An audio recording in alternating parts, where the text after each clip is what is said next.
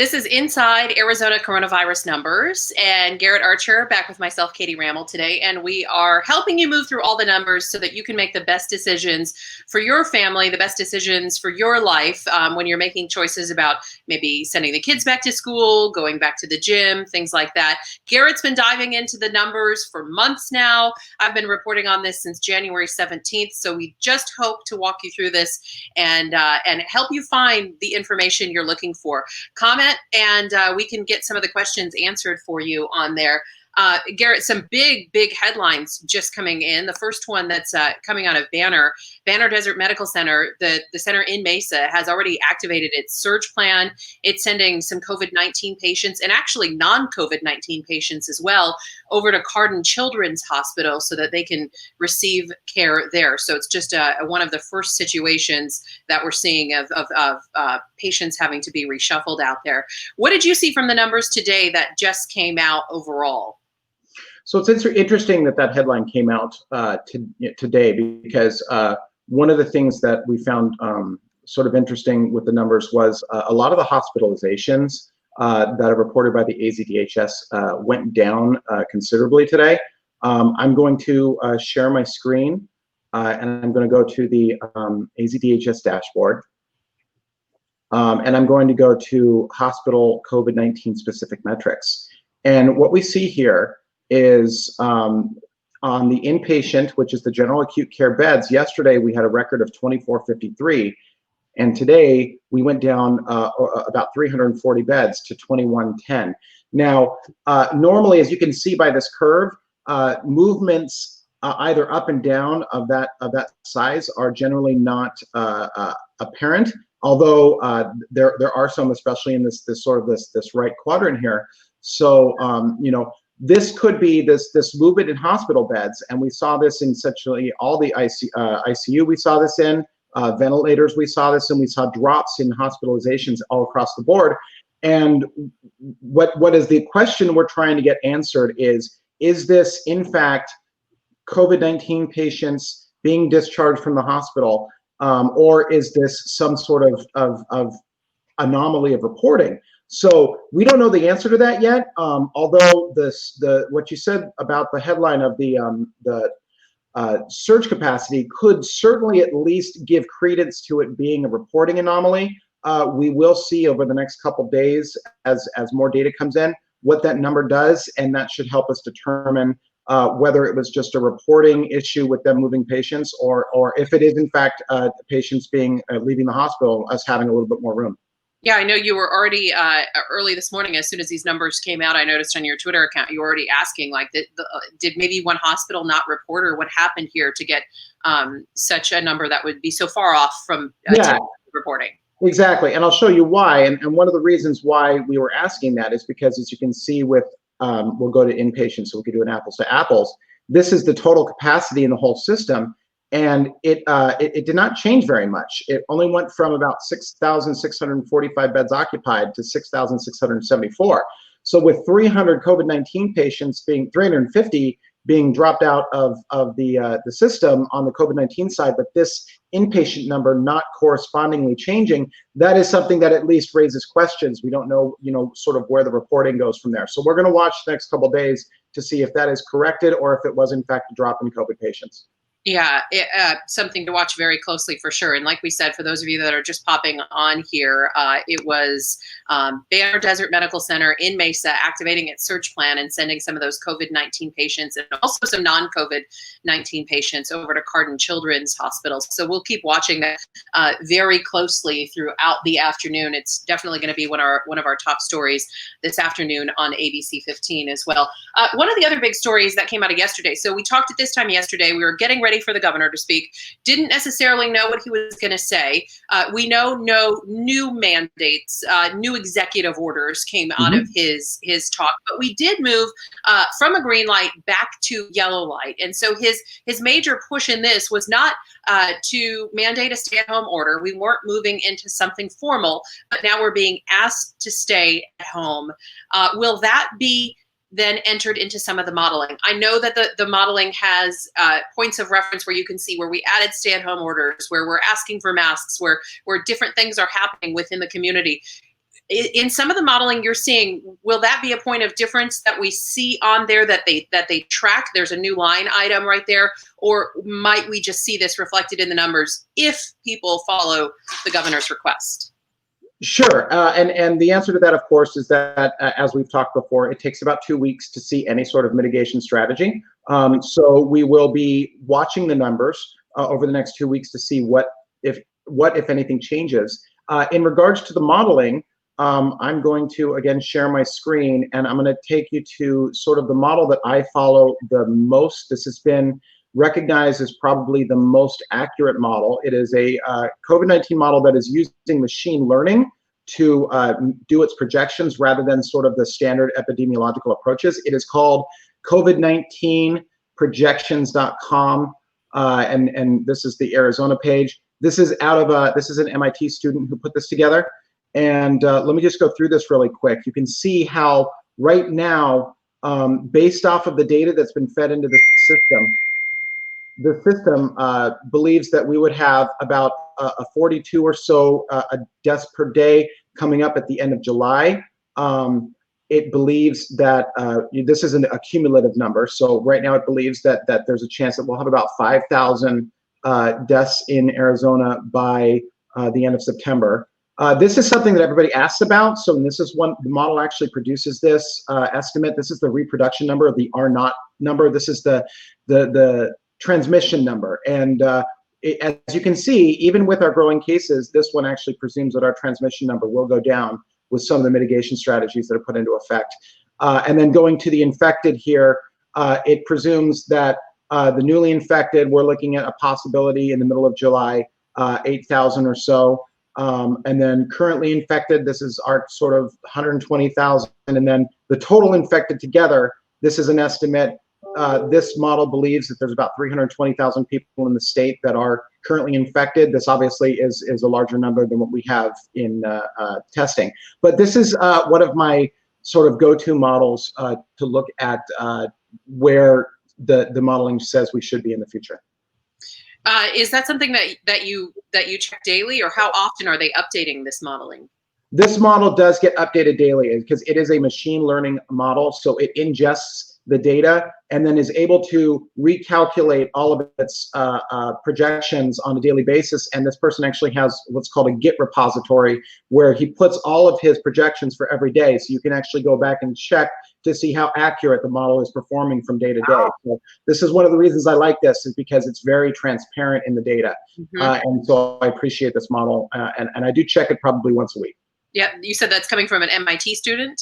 Yeah, his name is Yu Yang Wu. And he's an MIT student, and this is his model, and it is recognized by the CDC. They do put it on their website as one of the COVID-19 projection. Yeah, I know. I've talked to some of those students who say that they're encouraged to pick some sort of project to work on throughout the year, and a lot of them they choose them on their own. They're self-guided through. So I'm sure a lot of those students this semester who were probably remote learning and affected by this made it part of their studies. I want to get to a question I know really took your interest yesterday. I saw you tweet about it, and now Mike Watts is asking about it. Mike Watts just sent in a question that says, Dr. Kara Christ says positive cases are only counted once to keep the data accurate. Many of us frontline workers are tested weekly, if not more. Are each of those tests counted as a negative? And then would that be diluting the data? Did we learn anything more about the negative tests? Would those all be linked together too then? I know she was talking about the positive test yesterday. Do we have any insight on that? So I heard what she said, and she did say, and you have to sort of listen to one word she said, particularly she said the word deduplicated. And what that means to me is that there is a situation in which these negatives could be, these negatives could be double counted. So if someone is being tested on a regular basis and these tests come back negative, they are being put into the collection sample. But when they are test positive, it goes back to what's called their MedSys system, the back end for the AZDHS, and then it is then deduplicated into a single case. So yes, it is absolutely plausible that negatives are not one person, one test, but the positives, at least Dr. Chris said that they do their best effort to make sure that the positive cases that are showing up on AZDHS are one person, one case. Mm-hmm. Would that then affect our numbers? I mean, yeah, absolutely. And there's no way to know. They don't have anything on there that says how many people were tested, what's the actual ratio of test to person. So if that is a particularly high ratio, then yes, our percent positive is significantly higher than what we're showing right now. Right. One of the other things, another question that I got, and I really want to pull up her email. We so appreciate all the questions that are coming in, both here on ABC 15's Facebook page, also on our personal Facebook pages. And I'm even receiving direct emails asking about some of this stuff. And this one comes from Catherine R, not me, but another Catherine Robertson, I believe her last name is. And she writes, would it be helpful for information to the public to sort of inform people about the death rate of these confirmed cases? So what her concern is, she says the U.S. has confirmed cases of 5.1%. That's the death rate across the U.S. And the latest numbers I pulled from the whole world mirrored that as well. But AZ's confirmed deaths would equal 2.3%. She says it's kind of scary to see these numbers and cases and deaths increase without seeing that rate in there. So to answer Catherine's question, this doesn't necessarily mean that Arizona would always stay at this low rate of 2.3%. If we're lagging, we were later in this virus showing up by a bit. The big numbers, the big climb. Obviously, we had an early case, very early, but the deaths lag. This is something the governor stresses and Dr. Kara Chris stresses. So when you're looking at these numbers, it doesn't tell the whole story just yet for Arizona. Likely, there's no reason to believe we would see otherwise a death rate that doesn't match what they're seeing across the U.S. It's not like there's something special happening when you cross Arizona's border. Yeah, correct. We do have we've had the last 3-4 weeks have been when our cases really shut up. So there's usually a lag of about 27 days on deaths. So I don't want to be morbid about this, of course, but we don't know what the death rate's going to be. It's not good to guess, especially since we're in an increase right now, such a substantial case increase. It's very difficult to guess what that death rate should be. You just sort of, we just have to wait. Unfortunately, we just have to wait. It's 27 days lag or so. That's a give or take on from case to either recovery or death. And that's sort of why we're seeing such a low number right now. We had tremendous case growth that happened very quickly in the state, and the death rate has not increased correspondingly. I don't know if it's going to, but that's sort of where you're going to your point. In states where it was corresponding, it was around 5%. I don't know if that's going to happen here. I don't know, because we've got so many young people that are infected, and if the rates for the older generations keep going, sort of staying flat or going down, then we may not get to that number. We may not get to that 4%. Yeah, two of the big factors that we've seen that are a part of that are ages that you just spoke of there, and also quality hospital care. So if they're able to get in someplace, that they're able to actually see someone because there's a bed or staff to take care of them, obviously you have a better chance of survival. So all things that we'll be watching closely. I want to address something that Margaret D'Angelo just wrote in. She just posted to us. Margaret D'Angelo is asking about something we talked about yesterday, but I think it's so important because so many people ask about this. I want to stress, why is the recovery rate not shown? So for those of you who were watching yesterday, I apologize for the repeat, but we really want to stress why this is not shown. Yeah, this is the biggest question, I'm sure, and we'll probably cover it multiple times, and that's okay. That's okay, yes. So the reason we don't have a recovery rate that is displayed is because the state health department has not settled on a definition of what it is to be a COVID-19 recovery. And in fact, there's very few settled definitions, at least my understanding, of COVID-19 recoveries on a state-by-state basis. So what we're seeing, what we do have a number that you can kind of consider as a quote-unquote proxy for recoveries. I'm going to take you there really quick for anybody who's interested. This is it's on the AZDHS dashboard. It's in the COVID-19 specific metrics, and it is the hospital discharges, COVID-19 discharges. And you can see we had a record discharge number today, 250 discharges. So this number, the reason this is only a proxy is a discharge could also be a death. And so we do have certain outside groups, COVIDtracking.com, John Hopkins, some other places, World Meters, that is using this number as a recovery number, but it's not a settled definition. It's only a proxy estimate. It's in fact, the recovery number is likely higher than this. If you count up all these numbers, it's a little over 8,000, and the recovery number is likely higher than that. But we're working with some experts trying to figure out how to define recovery. And if the state does happen to start providing a definition for recovery and start to posting it, we will absolutely include recovery rates in any sort of reporting that we do. Yeah, it's something that we'd love to be able to tell people about more when there's no agreed upon definition of what recovery means, and then when it looks different for different people, some going to rehab after being discharged from the hospital. I have a friend who was discharged 3 different times. She kept having to go back to the hospital again and again. So those numbers are going to be skewed because of that. You mentioned some of the other websites that you like. Are there any others that weren't included that we talked about? We want to give everybody the tools to really dive in and understand the numbers so that they can make the best choices for their families. And as I always recommend, I mean, my dashboard right now, you can't see it, but on the top, I save all the sites that I like going to because I can quickly, you're smiling, you probably do the exact same thing with the multiple screens you have there. I can click in from work or from home and be able to quickly check the places that mean the most to me. We'll talk about zip codes coming up. My mom likes to look at the zip codes a lot. I don't look at them as much, but I have all my websites up there on top so I can kind of dive in and get the best information and look for the early trends so that I can make the best choices. Tell us which sites you like. So I'm going to focus on 2, since I already talked about the COVID-19 projections, the forecast.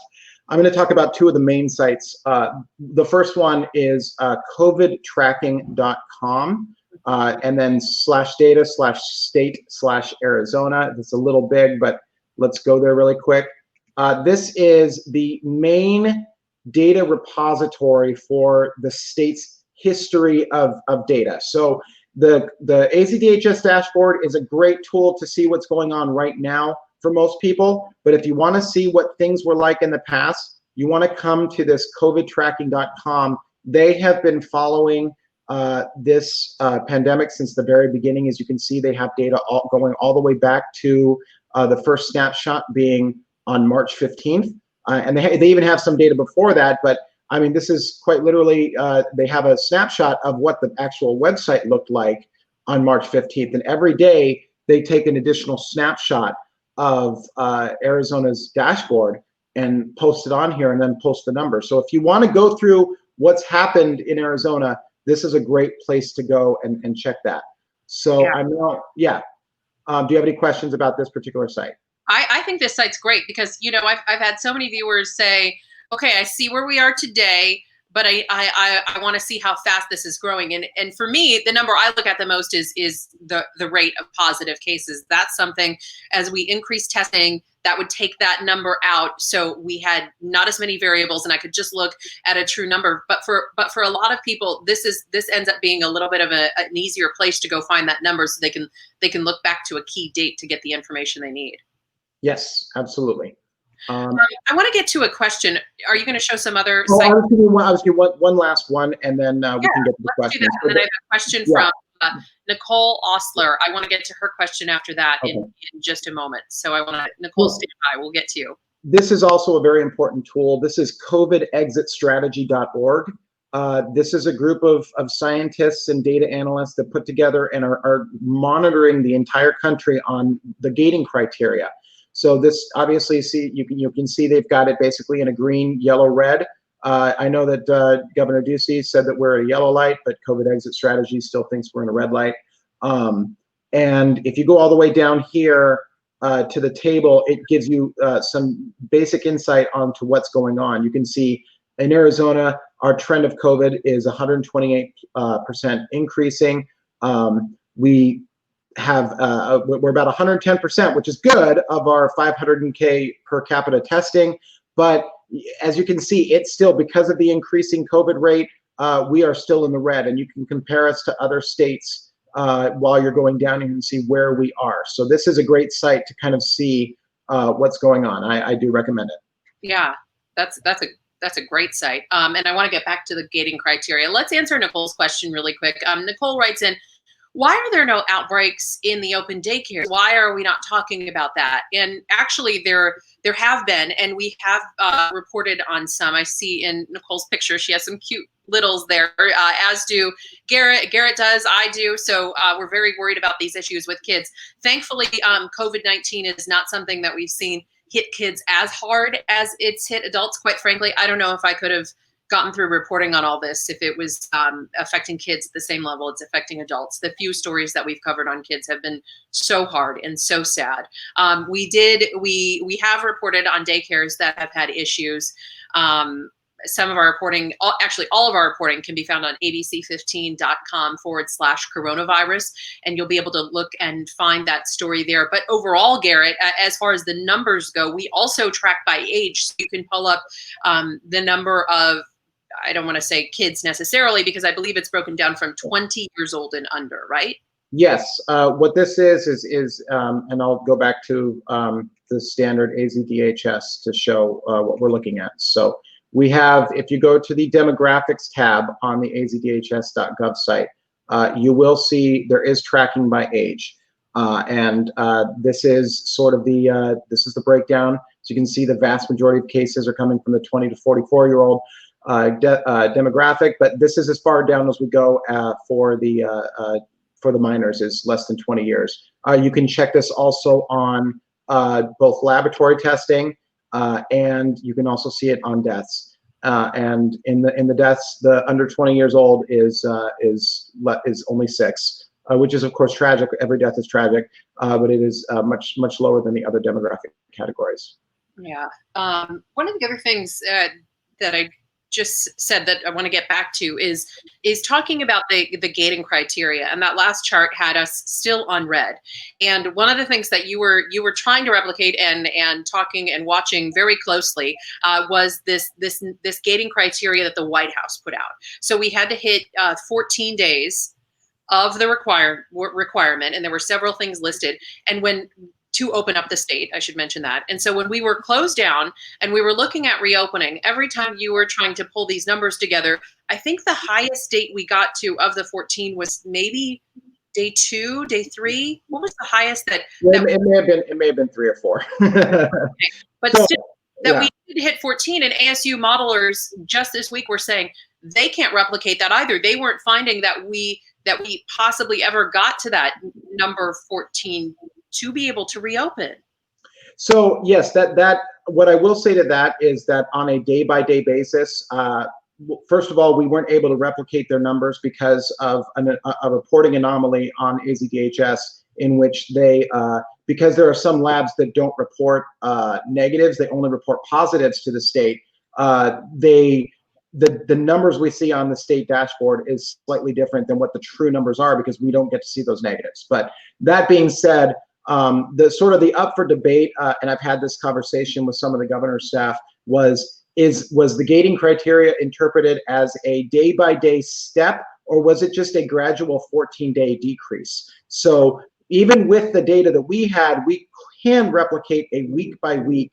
If you look at it and aggregate all the data by week, there was a time where for a 2-week period, we did have a decrease of percent positives. It never happened on a day-by-day basis, but for a full week, it did happen. So it's sort of up to interpretation as to, was that supposed to be a day-by-day, oh, we didn't make it this day, so it's a restart, or, could it just be in a full 14-day period? Now, as the governor said at his press conference yesterday, he's not even talking about the gating criteria any longer. We are at a pause.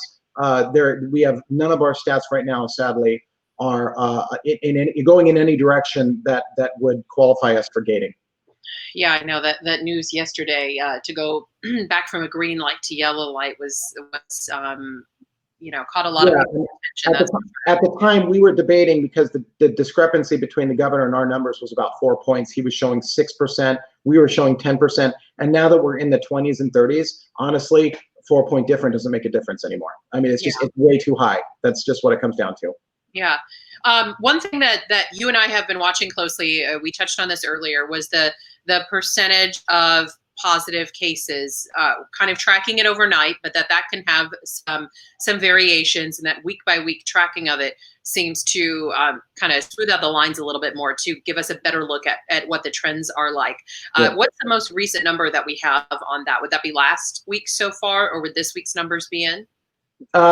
Yeah, no, we still don't have a full week yet. I'm going to go back to AZDHS to show that, because it is a decent trend tracker, especially when you do it by week, because it's very important to look at things on a weekly basis. I'm going to go to the laboratory testing. I'm going to come down here and just show these two graphs here. PCR, PCR is the nasal swab test. This is the main test, the diagnostic test. The serology test, or the antibody test, that shows if you have an immunity to the disease. But we're focusing right now on this. And this graph right here is done on a weekly basis. And as you can see, it has the number of tests back here in the gray, and then it has the percent of positive for that week on this little red dot. And this is sort of when we went through gating right here, is this 7 to 5%. And then it stayed at 5 for a week, and then it started to shoot up, and now it's in the 20 percentile range. As you can see, our percent right now is at 20 as well, but we have only about 19,000 tests so far put in for June 21st, rather than what 86,000, almost 90,000 tests for the week before. So as we go through this rest of this week, as we report these testing numbers, they get filled in for the days before, and this will increase a lot. So we will see this kind of catch up to this, because we've been reporting some very large testing numbers. So by next week, this will be filled in. Yeah. So when you're hovering over those percentages, they're pretty hard to see on a computer screen, let alone on a cell phone screen. Yes. Can you read what some of those percentages are in the changes there? So this right here, June 21st, the week of June 14th, we had 87,000 PCR tests, and we have a percent positive of 18% for that week. And then the week before, it was 72,000 tests, and the percent positive was 14%. Here we go, 52,000 tests with a percent positive of 12%. So yeah, it is kind of hard to read. I've sort of talked to AZDHS about this, and hopefully they're going to make an adjustment to this graphic, because it's such an important graphic. This is the one I look at every day and try to record. You can imagine looking at this and trying to get these little red dots is not a lot of fun. But this shows the daily trend line, so you can see what it looks like day to day on this graph. Yeah. Yeah, I also think it's one of the most important numbers to look at. Can you explain on the summary page as well? There's a percentage that comes up when you click on the summaries, and I believe it's at like 9% total percent positive. Can you break down how that number is different than the 20% we're just looking at? What this is this is a total percent positive of both the diagnostic tests and the antibody tests. Now there is. I will say that the vast majority of people, that epidemiologists and other people that do this, say that antibody tests and diagnostic tests should not be put into one total. So this 9% one number, I do not follow this number for anything, to me, because it is a combination of this and this. It is not a number that is worth anything. Now, I do understand, of course, and concede that because I'm only using the PCR number, and there are positive cases in here that come from serology tests. Oh, I didn't even see that they have probables in there now. That's interesting.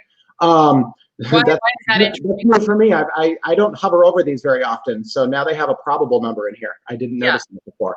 But anyway, I do understand that because there's serologies in there, that it's likely a slightly lower percent positive than what I'm reporting. But it's just the way we have to do it, because I can't use this percent positive for anything. It's not worth anything, and it's hard to derive all of these numbers together because of the reporting issue that I told you about prior. Yeah, I agree with you. I think that number is too high on the table, that it's misleading, because in fact, I see other news stations sharing that number, and I'm always saying that's not even the number you should look at. It's really not a number you should look at. I would stick with the PCR percent positive. That is the most reliable metric for how things are looking. This has gone up for several weeks now. I'm waiting for the day that this at least flatlines. It hasn't flatlined. It's gone up by about 0.2% every week or every day. Excuse me. So I'm waiting for this to at least stop moving up. That'll be a good day. So, or at least it'll be a day. It will be, that's for sure. Garrett, our producer Carrie is messaging me that our viewers have been so grateful for the sites that you were posting, and we'd love to go over those sites once again. I know a lot of people are in for a few minutes, and there were so many good ones there. And as you're working to pull those up, you know, I'll mention again what I do is save those on the dashboard at the top so that I'm able to quickly click on those and kind of look for myself in the morning. I think, you know, you don't need us to try to tell you what these numbers mean for your family, but if you're able to go search the numbers for yourself, then you can say, if we get this to this percent or this number, I will then feel safe doing X. So we just want to show you how you can find all this information, where you can find it. We sit and stare at this stuff all day, so it's quick and it's easy for us to find. But I know for people that aren't looking at it every single day, it can feel like, what am I even searching through here? How do I find this or that? So go over those like top picks, your favorite sites again. So this is the modeling that this is the model that I like to look at the most. The URL for this is COVID-19 one word projections.com/US-AZ. And this is a great model. It's been one of the most accurate in the country for all of the states. And this will give you a good idea of how things are going to progress over the coming months. And then I will go to, sorry, I have to, because of the application here, I have to keep switching over tabs. The next I'm going to bring back up covidtracking.com. If you're looking for historical data related to Arizona's COVID-19 pandemic, you can come here. This has all of it's got screenshots so you can verify, but it's got all the total tests. Anything you hear on the radio or watch TV and you see these numbers, you can see exactly what was reported every single day, going all the way back to March 15th. So, and you can even download this. You don't have to record this. There actually is a download button. And you can just pull this and do whatever you want with it if you want to do your own analysis. So, and then the final that I'm going to share again is the covidexitstrategy.org. This site follows the White House gating criteria and shows where every state in the country is compared with each other, and sort of gives a metric of this red, yellow, green. As you can see, Arizona is still in the red. Compared to, you know, and there are some states that are in the green and the yellow, but most states are in the red, as you can see. But those kind of are sort of the go-to outside of the AZDHS dashboard. These sites are some of the great go-tos of getting information for coronavirus and being able to sort of make your own decisions and analyze the data yourself rather than relying on someone else to do it for you. Yeah. That's the thing. Absolutely. So we covered those sites. I want to find out if there's anything else that you think is of note today. I did think that the number of deaths that were reported today was relatively high. I wonder if that's still part of filling in some of those numbers like we saw from yesterday. It was relatively high today. It was by no means a record, but it was high. What we're looking at there, and I'll just really quick, I know I've been sharing screens a lot, but one last share. Hey, we appreciate you being able to show us this. It helps people find this information. It's great. These are the four sort of vital charts of the AZDHS reported data every day. So as you can see, this is the reported case numbers, the PCR test numbers, these are the death numbers, and this is the ratio of positive tests to total tests. And I put a what's called a 7-day rolling average on all of these, so you can smooth out the lines and see what the trend line is looking like. And as you can see, you know, everything's sort of been going up. This is the first time, as you can see, for a while that the death line started to go up as well. So we're going to be monitoring that very closely over the coming weeks to see if this last week is a new normal. Hopefully it's not, or if you know, we sort of go back to where we were for the past 3 weeks. So we're sort of going to be monitoring that very, very closely. Yeah, we still get a decent number of things reported to us on Saturday. It tends to be the lull is Sunday and Monday. Yeah. Is that correct? Or does Saturday drop off? Saturday is still a pretty big day. Sunday is a lower day, and then Monday is usually the lowest day. So Yeah. Monday's when and especially if you're trying to make predictions on what's going to happen, never look at what the AZDHS reports on a Monday and say, oh, things are rosy, because Tuesday's going to come and it's going to run over you like a freight train if you look at Mondays and think that and think of them positively. Sadly, I wish you could, but that's just the way it is. I know. Okay, I think we got to a lot of stuff today. I saw a few more questions come in, but then our awesome viewers on here were already helping people find the information that they needed. So Danielle had asked about one of the sites, but it looks like she just got that answered by another viewer on there. So I love when people can hop in and help answer some of those questions as well. So thank you to all those that answered Danielle on there too. Isaac, thank you for answering her. So we appreciate everybody sending us comments. We're going to be back Monday with even more information. We'll continue to watch the numbers for you over the weekend and then help you kind of break them down and find some of the information all over the internet and all over these graphs and charts and everything else. We'll help you dig through it all on Monday so that you can find the best information to keep your family safe. Garrett, any final thoughts? Anything else we should watch or track over the weekend? Just watch for tomorrow. Tomorrow's going to be an interesting day too, because it fills in the rest of the curve. So tomorrow's we just keep watching every day. Isn't that the truth? Yeah. As we leave everybody, I want to update them once again. Banner Desert Medical Center in Mesa has activated their surge plan. So that means that they're sending some of the COVID-19 patients and some of the non-COVID patients over to Cardin Children's Hospital. Obviously, that'll be one of our top stories tonight in about places getting rid of elective surgeries and making changes. Yeah, and you reminded me, that's actually absolutely true. One of the things we will be looking at this weekend is adjustments to the COVID-19 hospital-specific metrics to see if those numbers were a reporting anomaly, if it was people being shifted into a hospital that didn't have the same reporting. So those people still exist, they just haven't been reported yet, and they'll be re-reported, or if that was true discharge. So we're going to find that out in the next couple of days as we get into the surge capacity and see what that surge capacity looks like as more beds are being reported. Yeah. Tell us your Twitter address for folks that don't know who can follow you over there. I know you keep a lot of the updates coming, and I know you're going to stay on top of these hospital numbers. Yeah, it's at Garrett, GARRETT _ Archer, ARCHER. Yeah, I see they've got it added right to the screen there for everybody so that they can find it. If you're also looking for more information on coronavirus, we've got a whole section dedicated to it on abc15.com.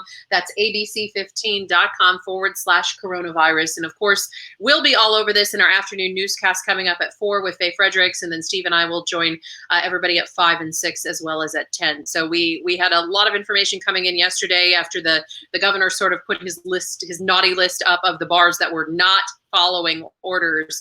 And I mean, name names. They were up there behind him, and he was, not leaving any to question there. There were, I believe, 8 bars that were listed. A 9th bar was added a little bit later. And then by 10 o'clock at night, a handful of those bars, an ownership group had said, you know what, we're just shutting down for the whole weekend. So those are things that we'll keep tracking as well.